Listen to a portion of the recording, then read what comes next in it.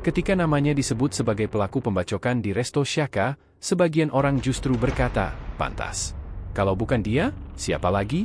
Dari dulu kelakuannya memang begitu. Reaksi Kodim dan masyarakat. Kabar gugurnya Serda Rahman Setiawan membuat suasana Kodim 0707 Wonosobo muram. Rekan-rekannya kehilangan sosok yang dikenal ramah, pekerja keras, dan selalu ringan tangan membantu masyarakat. Seorang rekan berkata lirih, Rahman itu orangnya sabar sekali. Kalau ada warga butuh bantuan, dia paling duluan turun. Siapa sangka, orang sebaik itu malah jadi korban kebiadaban. Masyarakat pun ikut berduka. Banyak yang menyalakan lilin di depan rumah, sebagian lagi mengirim doa. Namun, di balik duka, ada pula bara amarah. Kalau hukum tidak tegas, bisa-bisa masyarakat yang bertindak sendiri, kata seorang tokoh masyarakat. Kalimat itu mencerminkan kegelisahan, bahwa kesabaran publik ada batasnya.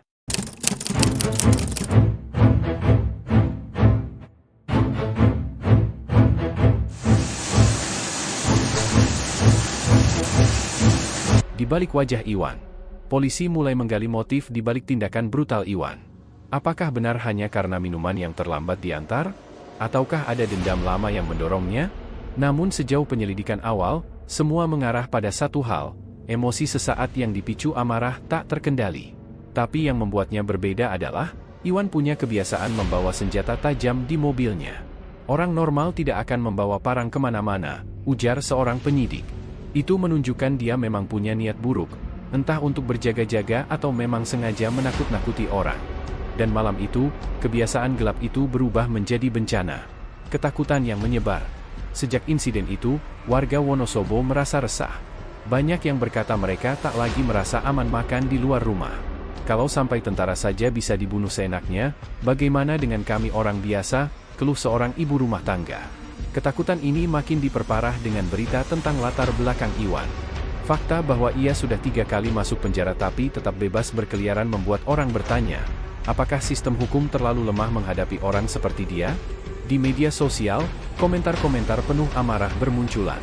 Ada yang menuntut hukuman mati untuk Iwan, ada pula yang menyalahkan aparat karena tidak mengawasi residivis secara ketat. Pertanyaan besar. Semakin banyak fakta yang terungkap, semakin besar pula pertanyaan masyarakat. Bagaimana mungkin seorang residivis yang berulang kali terlibat kriminal bisa bebas begitu saja? Mengapa tidak ada pengawasan ketat setelah ia keluar penjara? Apakah tragedi di Resto Shaka sebenarnya bisa dicegah jika Iwan tidak dibiarkan berkeliaran? Pertanyaan-pertanyaan itu menggantung di udara, menambah luka yang sudah dalam. Bayangan gelap, Iwan kini resmi ditetapkan sebagai tersangka. Namun, bagi masyarakat, sekadar penetapan status belum cukup. Mereka ingin keadilan nyata. Di mata publik, Iwan bukan hanya pembunuh Serda Rahman. Ia simbol kegagalan hukum menindak tegas residivis. Ia juga simbol ketakutan, bahwa siapapun bisa menjadi korban berikutnya jika hukum tidak segera bertindak keras. Dan bagi keluarga Rahman, sosok Iwan akan selalu menjadi mimpi buruk. Sosok yang merenggut ayah, suami, dan sahabat dengan cara paling keji. Menuju babak baru. Namun, yang mengejutkan, polisi tidak menahan Iwan di Wonosobo. Sebaliknya, ia langsung dipindahkan ke rutan Polda Jawa Tengah di Semarang. Alasannya disebut karena keamanan. Tapi publik bertanya-tanya, keamanan siapa yang dimaksud? Apakah keamanan Iwan sendiri, agar tidak dihakimi massa? Atau ada alasan lain yang lebih dalam? Pemindahan itu justru membuka babak baru dari tragedi ini. Karena sejak saat itu, bukan hanya pertanyaan tentang siapa Iwan yang muncul, tetapi juga mengapa polisi tampak begitu hati-hati dalam menangani kasusnya. Malam itu, sekitar pukul 22.30, setelah insiden berdarah di Resto Shaka, suasana Wonosobo berubah drastis. Jalanan yang biasanya tenang dipenuhi suara sirine. Polisi berlarian, garis kuning dipasang di sekitar lokasi, dan tubuh Serda Rahman sudah dibawa ke rumah sakit untuk dilakukan autopsi. Sementara itu, pelaku, Iwan, sudah berhasil diamankan. Tangannya diborgol, wajahnya masih penuh amarah meski tubuhnya bergetar. Dari keterangan polisi, Iwan ditangkap hanya beberapa jam setelah kejadian, berkat laporan saksi mata yang mengenali mobil yang ia kendarai. Namun, sejak awal penangkapan, polisi tahu satu hal, menahan Iwan di Wonosobo adalah keputusan berbahaya. Kemarahan di Wonosobo. Kabar pembacokan cepat menyebar. Dalam hitungan jam, ratusan orang berkumpul di sekitar Polres Wonosobo. Mereka bukan hanya ingin tahu, tapi juga membawa amarah. "Buka pintunya!" Serahkan saja ke kami, teriak seorang pemuda, wajahnya merah karena emosi. Dia sudah bunuh tentara, masak cuma duduk manis di dalam sel, tambah yang lain. Beberapa warga bahkan sempat berusaha mendorong pagar. Polisi yang berjaga dengan tameng berbaris rapat, khawatir massa benar-benar merangsek masuk. Situasi itu membuat Kapolres Wonosobo segera melapor ke Polda Jateng. Ini bukan tahanan biasa. Kalau ditahan di sini, bisa pecah kerusuhan. Kami butuh instruksi lebih lanjut, katanya melalui komunikasi internal. Tekanan dari TNI. Tak hanya warga sipil yang marah, pihak TNI pun merasa terpukul. Serda Rahman Setiawan bukan hanya seorang prajurit biasa. Ia dikenal sebagai anggota Kodim yang dekat dengan masyarakat, sering turun ke desa-desa membantu kegiatan sosial. Kehilangan Rahman adalah pukulan berat. Apalagi cara ia tewas, dibacok secara brutal di tempat umum, di depan banyak orang. Itu dianggap sebagai penghinaan, bukan hanya terhadap Rahman, tapi juga terhadap institusi TNI. Beberapa jam setelah kejadian, perwira Kodim datang ke Polres Wonosobo. Suasana mendadak tegang. Polisi dan TNI duduk bersama, membicarakan langkah yang harus diambil. Seorang perwira dengan wajah keras berkata, "Kami menuntut proses hukum secepatnya. Jangan sampai ada celah. Kalau masyarakat tahu pelaku ada di sini, bisa bahaya." Polisi mengangguk. Mereka paham maksud ucapan itu. Bahaya yang dimaksud bukan hanya kerusuhan masyarakat, tapi juga potensi balas dendam dari oknum yang tak bisa menahan emosi. Keputusan berat, pemindahan ke Polda Jateng. Akhirnya, keputusan diambil, Iwan harus segera dipindahkan ke Polda Jawa Tengah di Semarang. Pertimbangannya jelas. Menghindari amukan massa. Wonosobo terlalu kecil untuk menampung gelombang kemarahan publik. Menjaga hubungan TNI-Polri. Polisi harus menunjukkan bahwa mereka serius menangani kasus ini dengan prosedur profesional. Mencegah eksekusi liar. Ada kekhawatiran, jika Iwan tetap di Wonosobo, ia takkan pernah sampai ke meja pengadilan. Pemindahan dilakukan secara rahasia. Tengah malam, sebuah mobil tahanan berangkat dari Polres Wonosobo dengan pengawalan ketat. Lampu sirine sengaja dimatikan, jalur dipilih melalui jalan alternatif, agar massa tidak mengetahui. Di dalam mobil, Iwan duduk terikat. Dua polisi bersenjata lengkap duduk di sampingnya. Sesekali ia mencoba bicara, "Kenapa aku dipindah jauh? Aku nggak salah apa-apa, cuma emosi sesaat." Polisi tak menanggapi. Bagi mereka, kata-kata itu hanya alasan klise dari seorang pembunuh. Spekulasi publik. Keesokan paginya, berita pemindahan Iwan bocor ke media. Publik pun bertanya-tanya, kenapa harus dijaga ketat? Bukannya penjara Wonosobo juga cukup aman? Atau jangan-jangan ada sesuatu yang ditutupi? Spekulasi bermunculan. Ada yang menduga polisi sengaja memindahkan Iwan untuk melindunginya dari amarah TNI. Ada pula yang percaya, pemindahan itu untuk mencegah warga melakukan aksi main hakim sendiri. Di media sosial, komentar pedas bermunculan. Jangan-jangan ada yang melindungi si Iwan ini? Kok kayaknya dia istimewa sekali, padahal pembunuh. Jangan sampai hukum kalah sama orang kayak gini. Semakin lama, spekulasi itu membesar.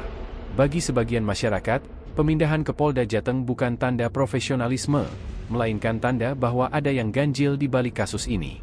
Ketakutan yang tersisa. Meski Iwan sudah dipindahkan, ketakutan belum reda. Di Wonosobo, warga masih membicarakan tragedi di Resto Syaka. Banyak yang enggan makan malam di luar rumah. Ada pula yang melarang anak-anak keluar terlalu malam. Seorang ibu rumah tangga berkata di pasar, "Kalau tentara aja bisa dibunuh segampang itu, apalagi orang biasa? Saya jadi takut kalau suami pulang malam." Rasa takut itu merayap, seolah meninggalkan luka kolektif. Bukan hanya keluarga Rahman yang kehilangan, tapi seluruh kota merasa terancam. Iwan di ruang isolasi. Di Polda Jateng, Iwan ditempatkan di sel khusus. Tidak bercampur dengan tahanan lain. Alasannya jelas, menjaga keamanan. Polisi khawatir, jika ia dicampur dengan tahanan umum, bisa saja ada yang nekat menyerangnya. Kasusnya terlalu besar, terlalu sensitif. Meski begitu, Iwan tetap berlagak tenang. Saat diperiksa, ia hanya menjawab singkat, "Aku cuma kesal." Dia nyebelin. Nggak ada niat bunuh. Namun penyidik tidak percaya begitu saja. Luka bacok di tubuh Rahman terlalu parah, terlalu terarah. Itu bukan sekadar emosi sesaat. Ada kebiasaan, ada niat, ada keganasan yang sudah tertanam sejak lama. Keluarga Rahman menangis. Sementara itu, di rumah duka di Wonosobo, keluarga Rahman masih berkabung. Isak tangis terdengar sepanjang hari. Sang istri tak henti-hentinya memeluk foto suaminya, sementara anak-anaknya masih belum sepenuhnya mengerti bahwa ayah mereka tidak akan pernah pulang lagi. "Bapak kemana?" "Katanya mau ajak main," tanya anak bungsu Rahman polos. Pertanyaan itu membuat seisi rumah kembali menangis. Kabar bahwa pelaku dipindahkan ke Polda Jateng membuat keluarga Rahman lega, tapi juga resah. Mereka ingin keadilan secepat mungkin. Mereka takut, jika proses hukum berlarut-larut, luka itu hanya akan semakin sulit disembuhkan. Pertanyaan yang membekas. Di balik semua langkah yang sudah diambil, satu pertanyaan besar masih membekas: apakah pemindahan Iwan benar-benar untuk keamanan publik, atau justru untuk melindungi dirinya sendiri? Polisi berulang kali menegaskan, pemindahan itu murni demi menjaga ketertiban. Namun, masyarakat yang sudah kehilangan kepercayaan sulit diyakinkan. Malam berdarah di Resto Syaka meninggalkan luka, tapi juga meninggalkan misteri. Misteri yang membuat publik terus bertanya, seberapa besar pengaruh seorang residivis seperti Iwan, hingga ia dijaga begitu ketat? Dan dari pertanyaan itu, babak baru pun dimulai. Karena dari balik jeruji besi di Polda Jateng, tersangka Iwan ternyata menyimpan rahasia yang jauh lebih mengejutkan daripada sekadar emosi sesaat. Hanya beberapa hari setelah tragedi di Resto Syaka, Wonosobo berubah menjadi kota yang dipenuhi luka dan amarah. Setiap sudut jalan dipenuhi bisik-bisik tentang Serda Rahman Setiawan, prajurit yang gugur dengan cara begitu mengenaskan. Warung kopi, pasar tradisional, hingga sekolah-sekolah, semua membicarakan hal yang sama. Bukan hanya tentang kepergian Rahman, tapi juga tentang pelaku, Iwan, residivis yang kini mendekam di balik jeruji besi Polda Jateng. Namun, penahanan itu tidak cukup untuk meredakan emosi. Justru, amarah semakin membara. Gelombang duka di rumah Rahman. Rumah duka di Desa Sembungan, tidak jauh dari markas Kodim Wonosobo, masih dipenuhi pelayat setiap harinya. Karangan bunga berjajar di depan rumah, dengan pita bertuliskan kalimat-kalimat bela sungkawa. Di dalam rumah, istri Rahman, Siti Lestari, duduk memeluk foto suaminya. Matanya sembab, wajahnya pucat. Sejak hari kematian, ia hampir tak pernah berhenti menangis. "Mas, kenapa harus kamu? Kamu cuma ingin menolong orang lain," bisiknya setiap kali menatap potret suaminya berseragam loreng. Anak-anak Rahman, Nabila yang baru duduk di bangku SMP, dan Raka yang masih SD, belum sepenuhnya memahami arti kehilangan. Mereka hanya tahu ayah mereka tidak akan pulang lagi. "Bu, Bapak kemana? Katanya nanti mau beliin aku sepeda," tanya Raka polos. Pertanyaan itu menusuk hati siapapun yang mendengarnya. Siti hanya bisa menangis sambil memeluk erat anak-anaknya. Keluarga Rahman bukan satu-satunya yang berduka. Seluruh warga desa merasa kehilangan. Rahman dikenal ramah, selalu hadir ketika ada acara masyarakat, bahkan sering membantu membangun rumah warga tanpa pamrih. Kehilangan sosok seperti dia adalah luka bagi semua orang. Rekan-rekan TNI yang terluka. Di markas Kodim 0707 Wonosobo, suasana tidak kalah berat. Para prajurit berbaris rapi ketika jenazah Rahman dilepas dengan upacara militer. Suara dentuman tembakan salvo menggetarkan udara, membuat suasana kian haru. Seorang rekan dekat Rahman, Serda Bagus, tidak bisa menyembunyikan emosinya. "Dia itu saudara buat kami. Orang baik, nggak pernah cari masalah. Dan sekarang dia mati di tangan seorang residivis, itu nggak bisa diterima," katanya dengan nada bergetar. Banyak prajurit lain merasakan hal yang sama. Mereka menahan emosi, tapi amarah itu nyata. Mereka tahu hukum harus berjalan, namun di dalam hati, ada keinginan untuk membalas. Masyarakat yang tak percaya hukum. Sementara itu, masyarakat Wonosobo semakin sulit percaya bahwa hukum bisa memberikan keadilan. Mereka sudah sering mendengar nama Iwan.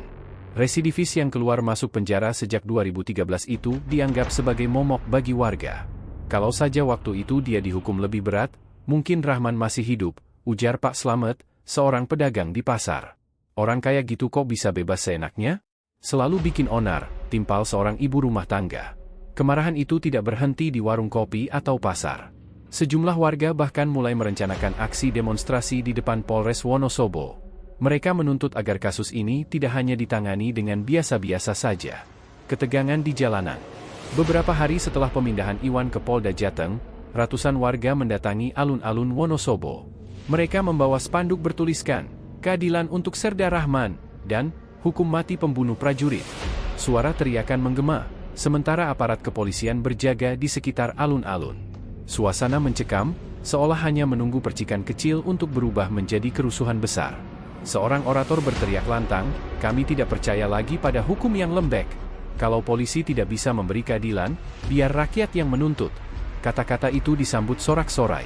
Polisi mencoba menenangkan, tapi massa semakin sulit dikendalikan. Ancaman balas dendam. Bukan hanya warga sipil yang marah. Dari kalangan prajurit, terdengar desas-desus ancaman balas dendam. Meski secara resmi dilarang, emosi pribadi sulit dibendung. Beberapa anggota TNI muda bahkan terang-terangan berkata, kalau hukum tidak bisa tegas, kami yang akan bertindak. Pernyataan itu membuat pimpinan Kodim semakin berhati-hati. Mereka sadar, jika ada prajurit yang bertindak di luar prosedur, situasi bisa semakin kacau. Karena itulah, komunikasi intensif terus dijaga dengan pihak kepolisian. Namun, ketegangan tetap terasa. Semua orang tahu, kasus ini bukan sekadar tindak pidana biasa. Ada harga diri, ada luka batin, ada rasa kehilangan yang begitu dalam. Media sosial yang membakar emosi. Di media sosial, kasus ini menjadi viral. Ribuan komentar memenuhi platform X, Facebook, hingga TikTok. Video rekaman saat suasana mencekam di resto Syaka beredar luas, memicu gelombang emosi baru. Dia tentara, coba kalau itu orang biasa, pasti lebih cepat dilupakan, tulis seorang netizen. Pembunuhnya harus dihukum mati, jangan dikasih ampun, komentar lainnya. Hashtag keadilan untuk Rahman trending selama beberapa hari. Masyarakat dari luar Wonosobo pun ikut bersuara. Kasus ini sudah meluas, menjadi sorotan nasional. Iwan dibalik jeruji. Sementara itu, di rutan Polda Jateng, Iwan seolah tidak terganggu dengan semua kemarahan di luar. Dalam ruang isolasi kecil, ia terkadang duduk termenung, terkadang justru tersenyum sinis.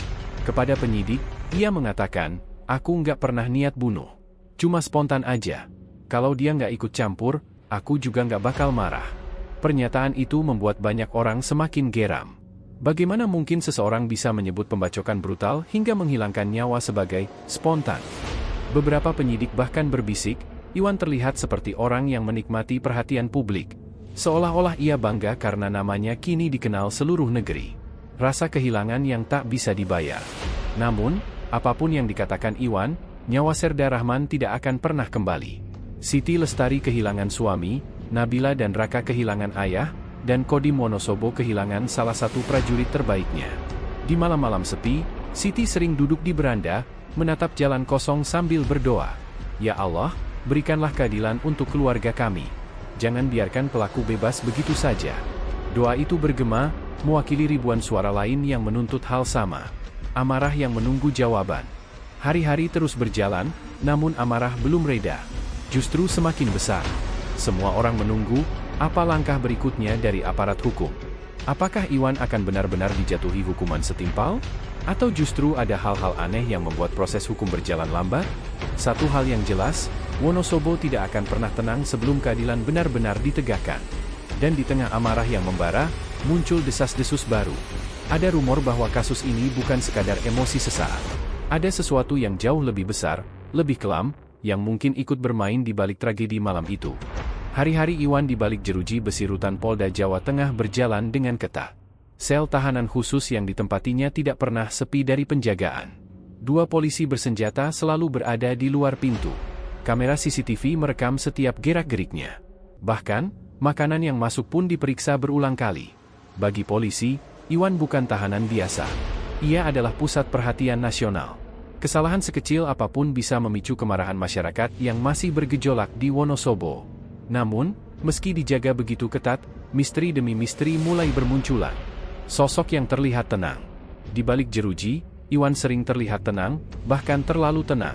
Setiap kali penyidik datang, ia selalu duduk dengan santai, seolah berada di rumah sendiri. Kenapa kamu membacok Serda Rahman? Tanya seorang penyidik dalam sebuah pemeriksaan. Iwan tersenyum tipis. Aku cuma kesal. Dia ikut campur urusanku. Kalau saja dia diam, semua baik-baik saja. Penyidik mengetuk meja. Itu bukan alasan.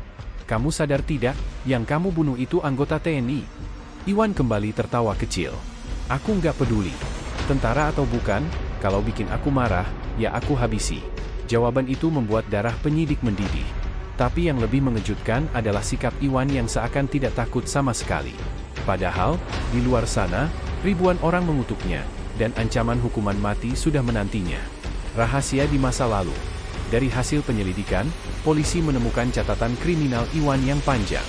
Tahun 2013, ia ditangkap karena pencurian dengan pemberatan. Tahun 2015, kasus yang sama terulang. Tahun 2020, ia kembali di penjara. Namun, ada sesuatu yang janggal. Dalam setiap masa tahanan, Iwan tidak pernah menjalani hukuman penuh. Selalu ada potongan masa tahanan karena alasan yang tidak jelas. Bahkan, dalam beberapa kasus, ia bisa keluar lebih cepat dari yang seharusnya. Sepertinya ada yang melindunginya, ujar seorang penyidik dalam rapat internal. Apa mungkin dia punya jaringan? Atau orang dalam yang selalu membantunya, tambah yang lain? Pertanyaan itu mulai mengarah pada dugaan baru, Iwan bukan sekadar residivis biasa. Desas-desus jaringan gelap.